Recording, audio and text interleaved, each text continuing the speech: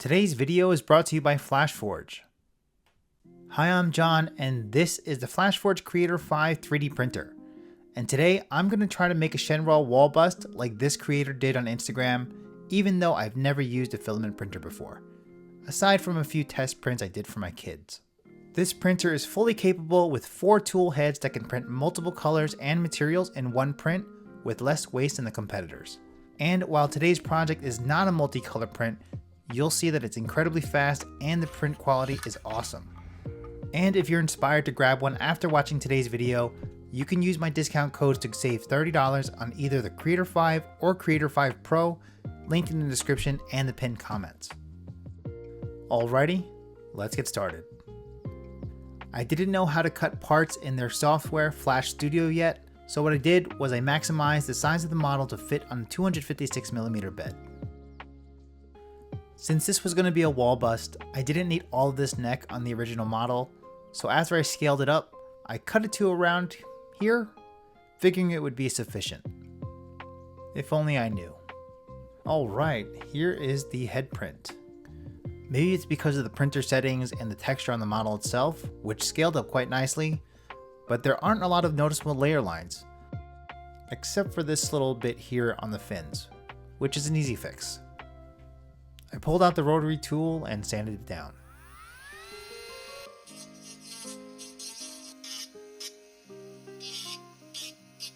I also noticed his teeth having a lot of layer lines, probably because of the way I printed it out, and I tried to sand it down by hand at first, but decided that the rotary tool was also the way to go. Fun fact, part of me wanted to be a dentist growing up, and this is probably the closest I'm going to get to being one. I rinsed it off and did a quick check, and everything looked pretty good. While I was working on the head, Shenron's facial hair also finished printing, and maybe it was the way that I oriented the file, but there were a lot of little gaps where the hair sort of flipped forward, so I sanded those down as well.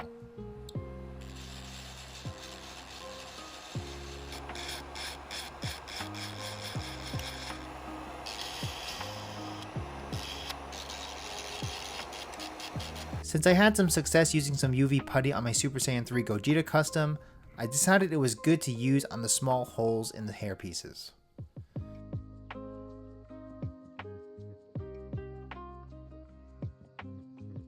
Once I cured it with some UV light, it was prime time. I saw some recommendations online to use this filler primer to help fill in layer lines on 3D prints.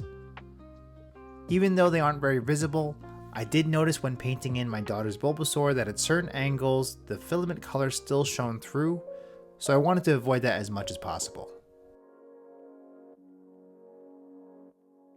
Then I took it back to my desk to do another round of sanding to make sure everything was super smooth.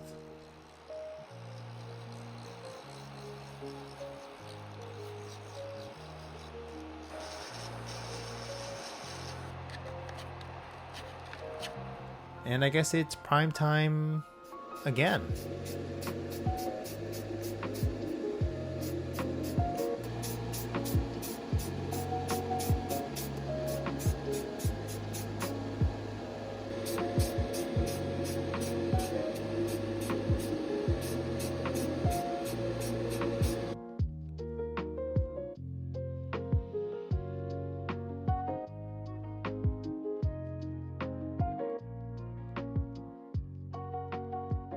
Then it was time to do some shading and highlights with my normal Kaleido paints, starting with dark green for shading.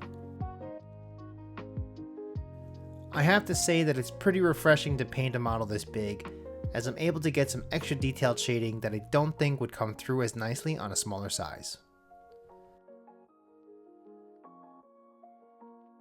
I bought this fluorescent green spray paint just in case the original one came out a little bit too dark, and while it wasn't too bad, a few sprays to brighten it up a few shades came in handy.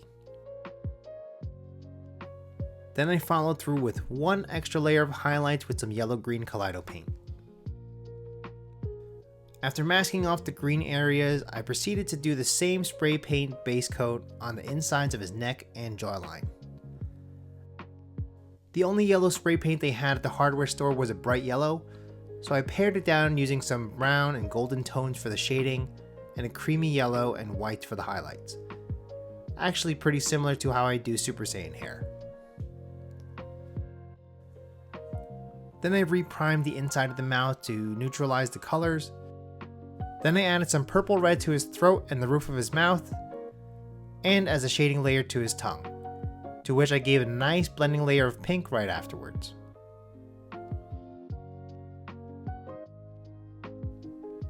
Before moving on to hand painting, I wanted to check in on the whiskers.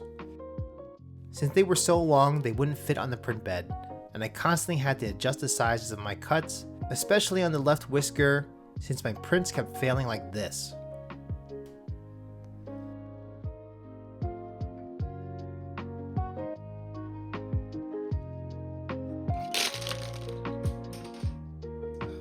That was stupid.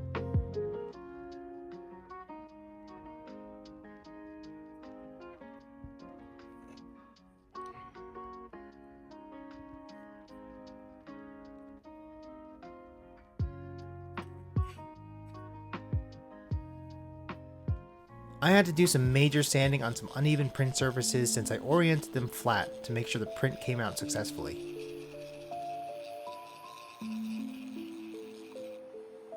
While UV putty worked okay on the hair before, I went to good old trusty epoxy sculpt to help blend in those seam lines.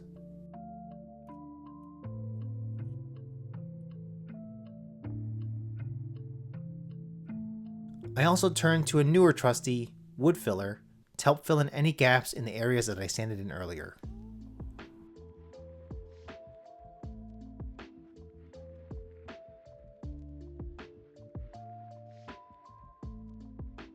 While that cures, let's go back to painting in some of the finer details.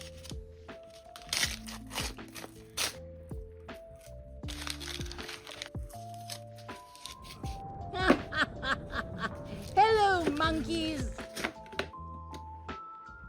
I gave these areas a coat of white to help neutralize the color like a primer would, and then went over the stripes and eyes with some red.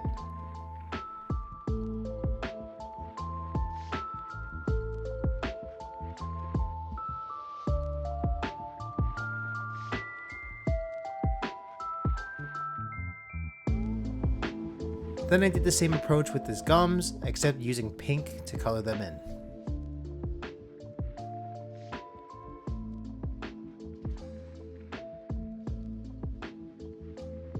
And it ended up working out pretty well.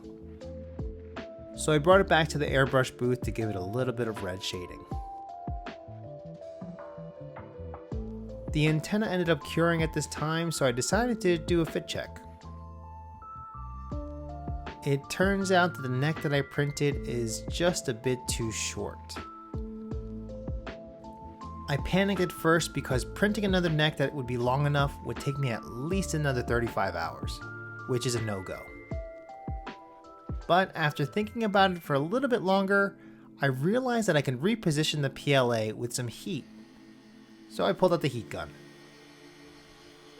I made some adjustments on the right antenna, which is the green one, and we ended up being in a pretty good spot. I could not say the same thing for the left one, which is the yellow and white one. I couldn't do the same kind of big bends as I did on the right one, so I tried to do a lot of micro adjustments that just wouldn't work. I actually ended up breaking off a few pieces off by accident, and I was going to try to fix it, but when I did a fit check, it ended up fitting perfectly. Happy little accident. Now that we were in a good place with the positioning, it was time to get these things done. I sanded down all the putty and wood filler to make things as smooth as possible.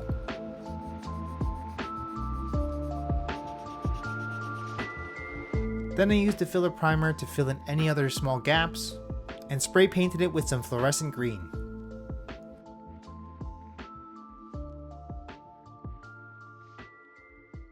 Anyway, back to business. I painted in his teeth with some bone white, since I think white by itself is too bright and cartoonish on a big thing like this, and I sort of wanted to ground it in reality.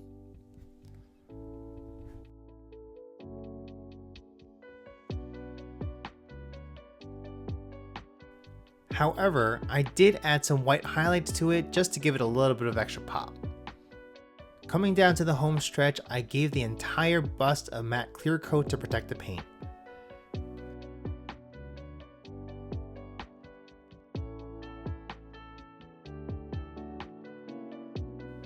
But it wouldn't be one of my creature projects without adding a little bit of gloss to the mix. I airbrushed some glossy varnish on his tongue and teeth and gums to give it some wetness. Then I gave his eyes a glassy look with one of my favorite things, UV resin.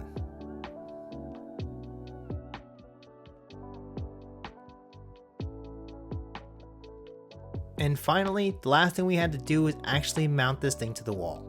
I still don't know how to add shapes in the software, so I'm doing this old school. I picked up this metal bracket and glued it to the back of the neck. And then I cut a hole in the base for the hook to pass through. And all that was left to do was to put it back together. I'm gonna mount it right here, right above my working space so I can admire it, and to cover up this hole that I filled in and never painted.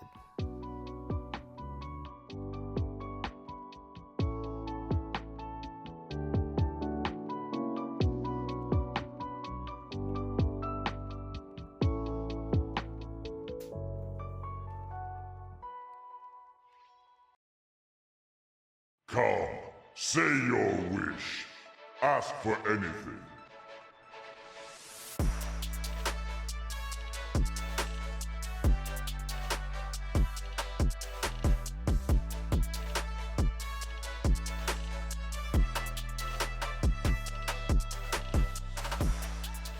Here's the final result.